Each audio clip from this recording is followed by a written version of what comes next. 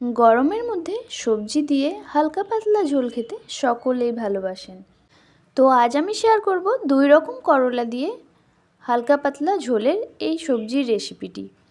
খুবই হেলদি এবং টেস্টি এই রেসিপিটি বানানোর জন্য কি লাগছে ফুল রেসিপিটি স্কিপ না করে দেখতে থাকুন।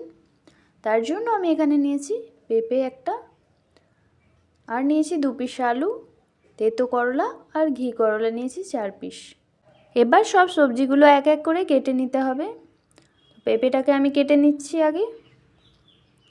পেঁপেটা 2 ভাগ করে নিচ্ছি। সব পেঁপেটা রান্না করব না, না হলে অনেকটাই বেশি হয়ে যাবে সবজিটা। তো 1 ভাগ আমি রেখে দেবো, 1 ভাগ আমি রান্না করব। দিয়ে মাঝ বরাবর আবারও কেটে নিয়েছি। তারপর আলু ছুলার সাহায্যে সবুজ অংশটা বাদ দিয়ে দিতে হবে। এখানে আমি তেতো করলা 2 পিস নিয়েছি, না হলে সবজিটা বেশি তেতো হয়ে গেলে কিন্তু ভালো লাগবে না, তাই 2 পিসই আমি নিয়েছি। পেঁপেটা ছুলে নিয়েছি ভালো করে। তারপর আবারও মাঝখান থেকে 2 ভাগ করে নিতে হবে, দিয়ে লম্বা লম্বা করে আমি কেটে নিচ্ছি।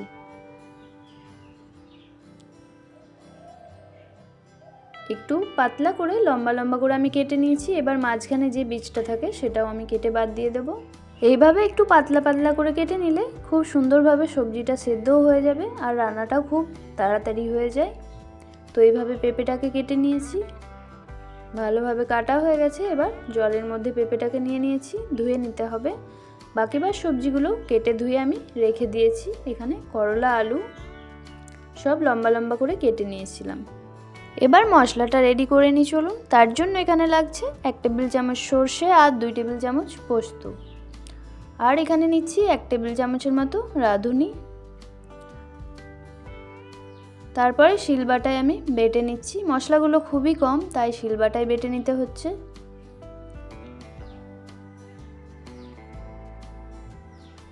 রাঁধুনিটা আগে বেটে নিয়েছি, এবার বেটে নিতে হবে সর্ষে আর পোস্তটা।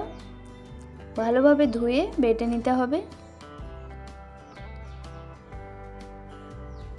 সর্ষে আর পোস্ত বাটা হয়ে গেলে আদাটাকেও সেমভাবে বেটে নিতে হবে। 1 ইঞ্চির মতো আমি আদা নিয়েছিলাম। সব মশলাগুলো বেটে রেডি করে নিয়েছি। এবার কড়াইতে সর্ষের তেল দিয়েছি 4 টেবিল চামচের মতো। পরিমাণ মতো তেলটা দেবেন। তারপরে করলাগুলো দিয়ে দিচ্ছি। খুব বেশি তেলে কিন্তু রান্নাটা আমি করব না। তেলটা দেওয়ার পর করলাগুলো নাড়াচাড়া করে ভেজে নিতে হবে 4 থেকে 5 মিনিটের মতো। গ্যাসের ফ্লেমটা হাইতে রেখে লাল লাল করে ভেজে নিতে হবে। এখানে ভাজা হয়ে গেছে, এবার তুলে নিয়েছি। তারপরে আবারও কড়াইতে তেল দিয়ে দিচ্ছি 2 থেকে 3 টেবিল চামচের মতো। তারপরে পেঁপেগুলো আমি দিয়ে দিলাম। এখানে 5 ফোড়নটা আমি দিতে ভুলে গেছিলাম, তো 5 ফোড়নটা আমি 1 টেবিল চামচ দিয়ে দিলাম। পেঁপেটা একটু সাইড করে নিয়ে তেলের মধ্যে দিয়ে পেঁপেটাকে হালকা নাড়াচাড়া করে 1-2 মিনিটের মতো ভেজে নিয়ে এখানে আলুটাকেও দিয়ে দিতে হবে। ভাজার সময় গ্যাসের ফ্লেমটা হাইতে রেখেই ভেজে নিতে হবে। এবার দিচ্ছি আলুটা। আলু দিয়ে এখানে 1 টেবিল চামচ লবণ দিলাম, দিয়ে নাড়াচাড়া করে ভেজে নিতে হবে আলু আর পেঁপেটাকে একসাথে।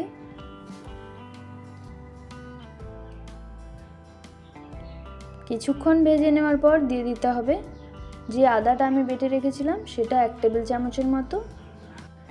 তারপর আদাটা দেওয়ার পর নাড়াচাড়া করে ভালোভাবে কষিয়ে নিতে হবে পেঁপে ও আলুর সাথে আদাটাকে, যাতে মশলার যে কাঁচা স্মেলটা থাকে আদার সেটা যাতে চলে যায়। ততক্ষণ ভালোভাবে লাল করে ভেজে নিতে হবে।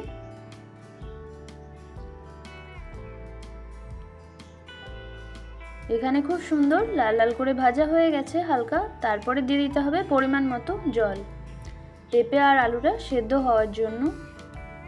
এখানে আমি বড় গ্লাসে 1 গ্লাস পরিমাণ জল দিয়েছি। পাতলা ঝোল হবে তাই জলটা একটু বেশি করেই আমি দিয়েছি। জলটা দিয়ে ভালো করে মিশিয়ে নিতে হবে। তারপরে দিয়ে দিতে হবে পোস্ত আর সর্ষে বাটা। পোস্ত আর সর্ষে বাটা দিয়ে এবার পেঁপে আলু আর জলের সাথে ভালোভাবে পোস্ত আর সর্ষেটাকে মিশিয়ে নিতে হবে। ভালো করে যখন মিশে যাবে তখন একবার ফুটে আসলেই গ্যাসের ফ্লেমটা লো টু মিডিয়াম করে ঢেকে দিতে হবে 10 মিনিটের জন্য।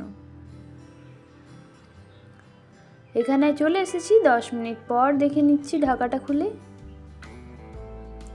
জলটা অনেকটাই টেনে গেছে। এবার দিচ্ছি 1 টেবিল চামচ চিনি, স্বাদটাকে ব্যালেন্সে রাখার জন্য। চিনিটা দিলে খুব সুন্দর স্বাদটা আসবে এই সবজির। তো আলু আর পেঁপেটাও সেদ্ধ হয়ে গেছে, এখানে খুন্তির সাহায্যে চাপ দিয়ে আমি দেখে নিচ্ছি। এবার দিয়ে দিতে হবে ভেজে রাখা করলাগুলো। করলাগুলো দিয়ে ভালোভাবে আবারও মিশিয়ে নিচ্ছি।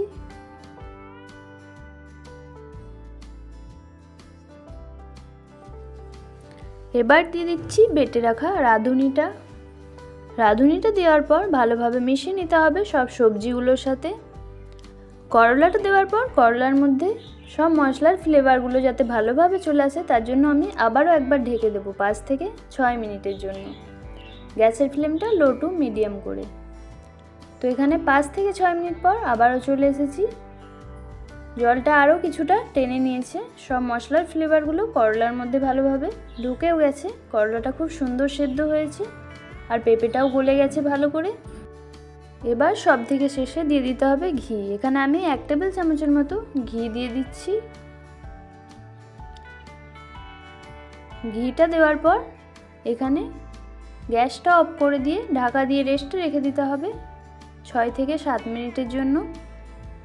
তারপর ঢাকাটা খুলে নিলেই কিন্তু একদম রেডি এই সবজির হালকা পাতলা ঝোলের রেসিপিটা। খুবই হেলদি এই রেসিপিটা, বাড়িতে অবশ্যই একবার বানিয়ে খেয়ে দেখবেন। অনেকেই আছেন সবজি খেতে পছন্দ করেন না বাড়িতে, তো এইভাবে যদি একবার বানিয়ে দেখেন তাহলে কিন্তু বাড়িতে নিমিষেই 1 থালা ভাত সকলেই খেয়ে ফেলবেন। আমার রেসিপিটা কেমন হয়েছে আমাকে কমেন্ট বক্সে অবশ্যই জানাবেন।